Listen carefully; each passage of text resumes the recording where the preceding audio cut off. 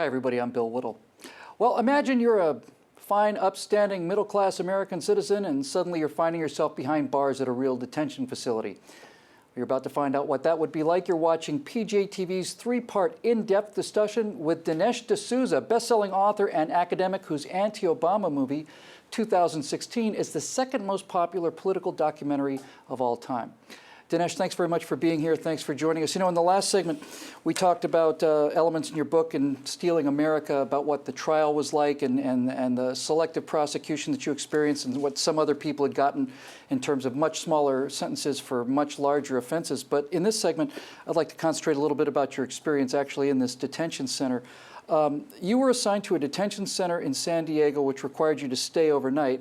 I think most people, when they heard about this outrage, told themselves, well, at least he's going to, he's going to some white-collar prison spa, and he'll be surrounded by doctors and attorneys, and, it won't be as bad as all that. But that's not where you ended up, is it? Well, actually, the opposite was true. On the day of my sentencing, I was kind of jubilant because I had beaten the Obama administration's effort to send me to 10 to 16 months of federal prison. And I had gotten this confinement center business instead, which struck me as some kind of a community service center. But no, turns out that in federal white-collar prison, that's when you meet the mayor and the corporate executive and the doctor who defrauded Medicare, and you play Scrabble, and they have an activities director, and the food can be pretty good. Not here. This was a confinement center on the Mexican border. And it was for the whole gamut of criminals. In other words, if you went to prison and you did 10 years for armed robbery or drug smuggling, and then you would come to the end of your term and you're making your way back to society, well, you get 90 days in the confinement center before you're set free. So this was a rough group of hoodlums, 120 of us sleeping on 2 levels in open dormitories on bunk beds. And over 8 months, I got to know these guys pretty well. In the beginning, I was terrified. And I must say, I was a hermit. I spoke to nobody. I felt that there might be some gang stuff going on. I didn't want to get in the middle of that. So for my own safety, I stayed to myself. But after a while, I decided to make this a learning opportunity. And these were murderers in there, people who, whether they'd been convicted of it or not, certainly people who admitted they'd committed murders. This is a rough crowd. A rough crowd. There was one guy, he was a kind of a white supremacist with all this stuff on his back, and he said that he had been falsely charged with attempted murder when all he had done was stand by the door and watch.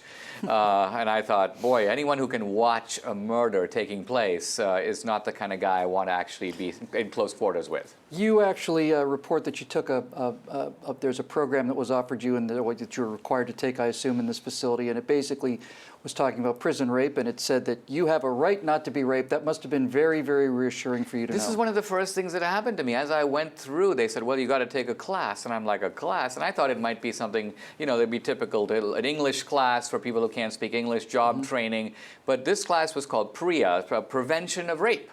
And I was like, whoa, is that a problem in the confinement center? It turns out that they give you a lot of idiotic slogans like you have a right not to be raped, or the Obama administration has a zero-tolerance policy. This is what I'm talking about. Toward rape. And I'm like, what was the policy before? Yeah. Anyway, happily, I think ironically, sleeping in an open dorm without having cells was a protection, because it's much harder to do anything when you're in the open zone like that. And since you had to be there in the evening and you could get out in the early morning, you basically slept during your day and got a chance to stay awake most of the night. I'd be sleeping with one eye open, certainly. I did that. I slept with one eye open the first week, but to be honest with you, the rest of the time I slept okay. In fact, I became almost a little expert in the sort of politics of the confinement center. I got a quiet bunk in the corner, bottom level, out of the noise, and I was able to sleep okay. Well, what's fascinating about this aspect of your book, Stealing America, is the sense that is just the entire experience with this hardened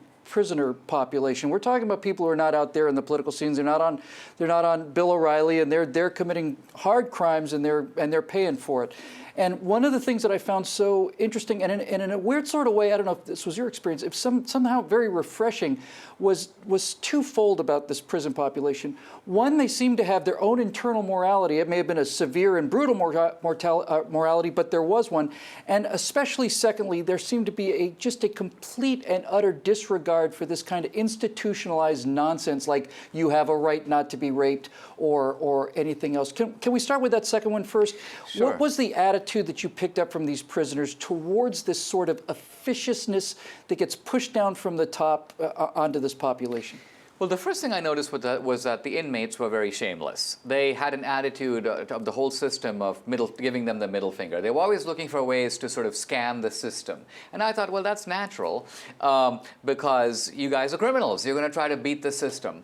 But then I realized that behind this is a point of view that's worth considering. Their point of view is that we're offenders, but we're the small fry. That the big fry are still at large. The big fry, in fact, are never pursued by the system because they're running the system. So from the criminal's point of view, the prison system itself is also a racket. And it's a money-making racket. It's a racket that will have classes where no one goes. They'll insist that prisoners get their GED because they get money for each prisoner that gets his GED. And so what's going on really here is that the prison system is making money off the prisoners and ripping off the American taxpayer. And the criminals have not a complex, but a vague sense that this is going on, and they rebel against it. So they're shameless, and I found, having looked at my own case and the inequities and disproportionalities involved in it, I was kind of shameless like them. We had a kind of common shamelessness toward the system, and part of this book is an investigation of the authenticity of that emotion and whether or not the criminal's insight is true, that the big criminals are still at large. Regardless of the crime, whether it's a confidence game crime or any other crime, the life of a criminal is a life pretty much of constant lying and a life of constant gaming the system and knowing what to say when and so on.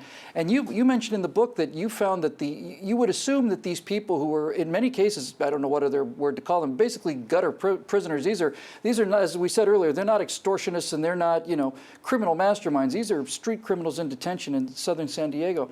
But you said they were actually much smarter than the people working in the system, that the criminals you found were far brighter and far more industrious than the people who were actually in the prison as guards and administrators. I think on average that is true. And in fact, it's not surprising because as one guy put it to me who was basically a thief, he goes, stealing is hard work. He goes, and besides, it's a job. If you're a thief, you have to steal every day. That's right. And think about how hard that is, how hard it is every day to relieve people of their property without them being aware of it or with you being able to get away with it. The risk level is high.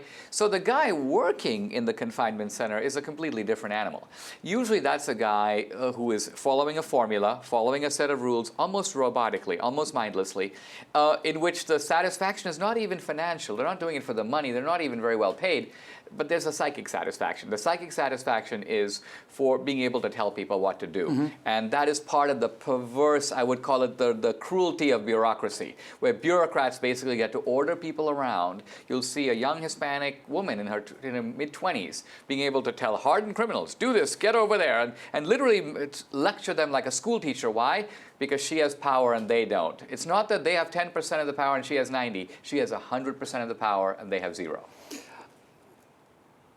Let me ask you this. The other half of this was a sense that you developed that there was an honor code within criminals, that while so much of what they did broke society's norms, they had their own norms which were rigorously enforced, and things like their reaction to childhood rapists or something while in prison and so on. And I'm just curious, you had a lot of time to think in there, did it ever strike you that these American criminals on some level had a higher sense of integrity than the people that had prosecuted you, all the while claiming, no, this is a routine inspection, no, we're not singling you out, no, it has nothing to do with the movie, no.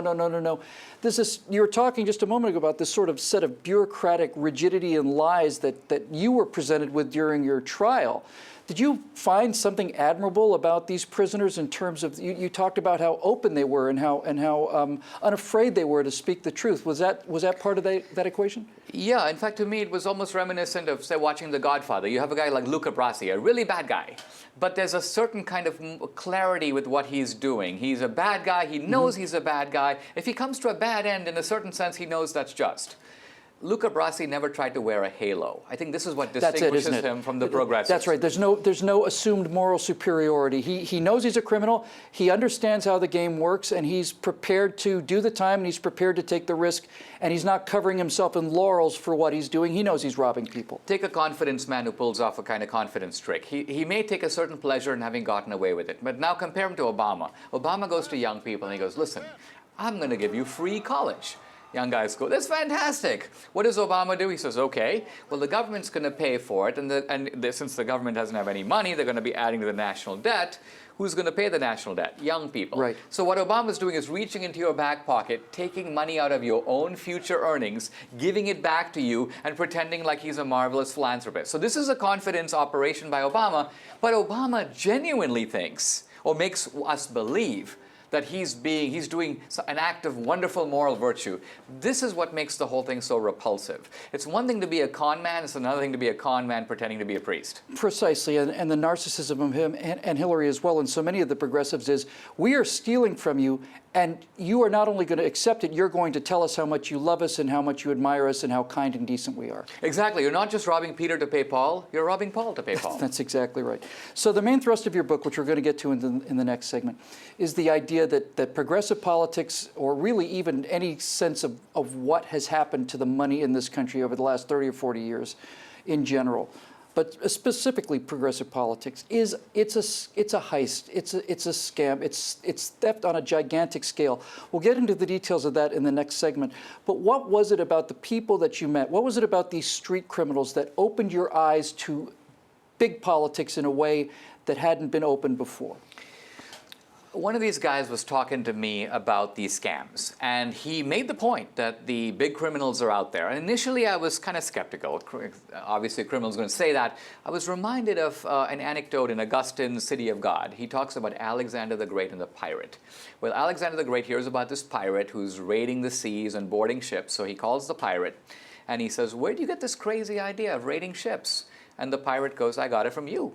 And the pirate then says, I have one boat, and so I'm a pirate. You have a whole navy and a whole army, and you do all these conquests, but you're called the great emperor. And then Augustine says that basically gangs are kingdoms on a small scale, and kingdoms, he's referring to the Roman Empire, are gangs on a large scale. So I began to now think, is there something to this? Is there a way in which, here I am, an intellectual, I tended to understand American politics as some kind of a debate, an intellectual skirmish. That's right. The founders holding their parchments and a free exchange of ideas, and yes. and the best idea wins. And if we're outvoted, well, the majority has spoken. We have to conform. But it's not like that at all anymore. The criminals taught me that human nature is driven by avarice, lust, envy, revenge, the relentless pursuit of power. I think that's a very useful lens with which to look at modern progressivism. It tends to remove the wool from your eyes. Yeah, avarice, lust, envy, revenge, will to power. It sounds like the last Democratic debate. I mean, you put one of those in front of each one of the podiums, you got everybody covered.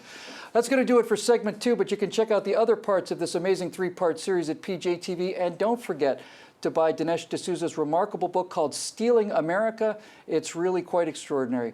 I'm Bill Whittle. Thanks for watching, and we'll see you in segment 3.